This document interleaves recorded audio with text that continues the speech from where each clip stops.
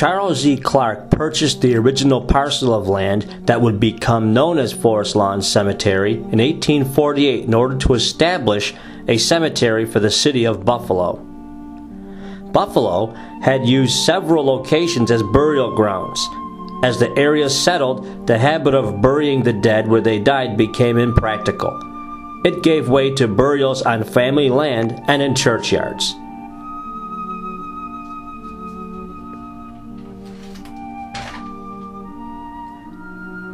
Some early examples of cemeteries in the area were Johnson Homestead Burial Ground, Franklin Square Cemetery, the Cold Spring Burial Ground, Delaware and North Street Burial Grounds, Black Rock Burial Ground, Bidwell Farm Burial Ground, and the Matthews and Wilcox Burial Ground, all served as burial sites before 1849. The dire need for more burial space was voiced by the Honorable G.W. Clinton, and the first dedication of Forest Lawn Cemetery on August 18, 1850. The first interment was John Lay on July 12, 1850. He was an agent for John Jacob Astor's fur business.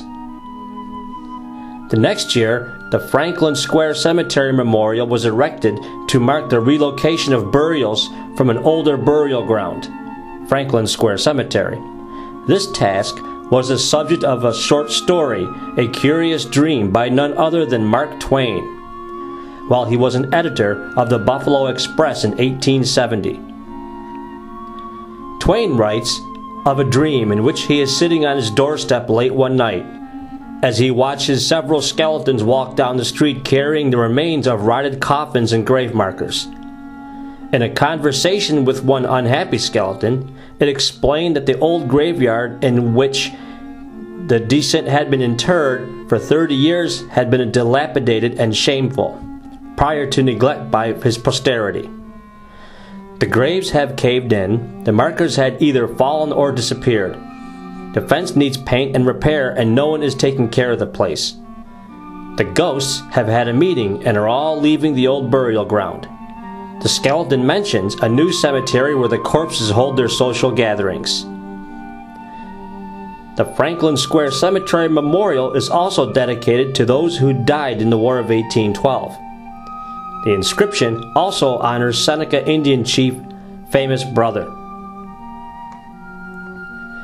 Even with general acceptance of Forest Lawn Cemetery growing, land sales lagged, so Clark was forced to sell various parcels of land to the newly formed Forest Lawn Cemetery Association in 1855.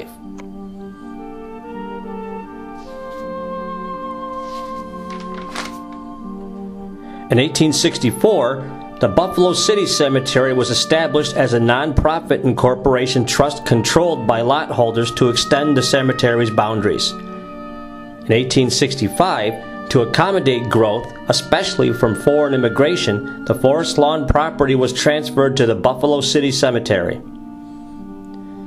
The land itself that makes up Forest Lawn was submerged under ice 2 miles thick 10,000 years ago.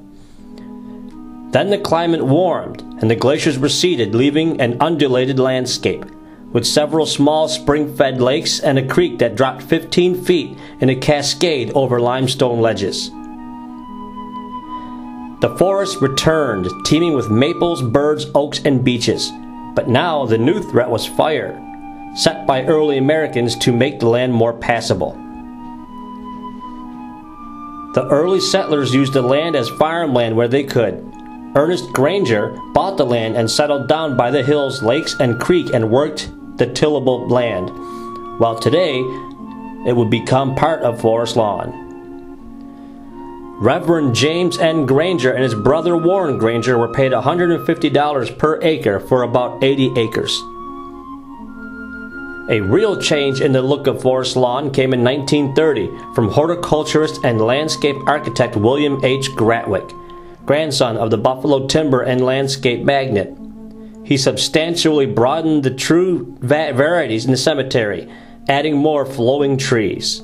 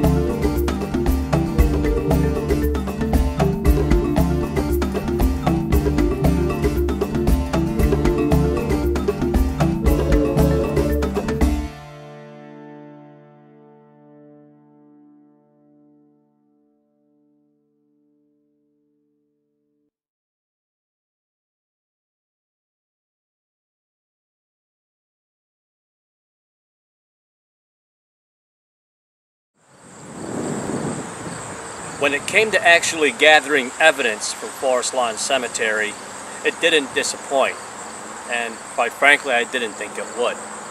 Now, I got some low-level EVPs. EVP stands for Electronic Voice Phenomena, but the ones that I'm going to talk about and showcase are VVPs. Now, VVP stands for Video Voice Phenomena. Now, the first EVP was from the Rosewood Mausoleum. Now, it's a male voice that says, "Hey there." The next 3 VVPs were taken outside in the cemetery area. The one VVP is a male voice that says, "Get closer."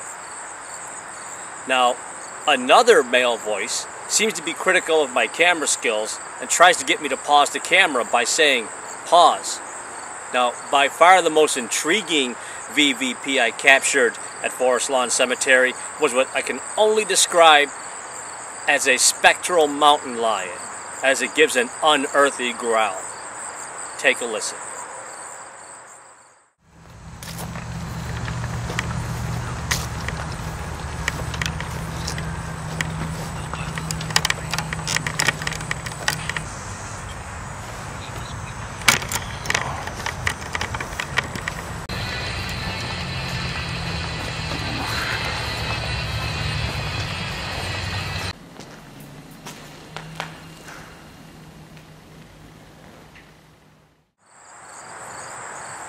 Now, Forest Lawn Cemetery, of course, has its share of ghost stories. Probably the most famous ghost story is the story about a vehicle that seems to be from the 1950s that shows up in the middle of the night driving through the cemetery. Security gives chase on the vehicle, and the vehicle simply disappears without a trace. There has been phantom apparitions seen in Forest Lawn Cemetery. Notably, a lady in white who could very well be the same hitchhiker that likes to haunt the S-curve. There also have been reports about phantom battles, the sounds of musket fire and cannon fire being heard throughout the cemetery, along with generally the sounds of combat.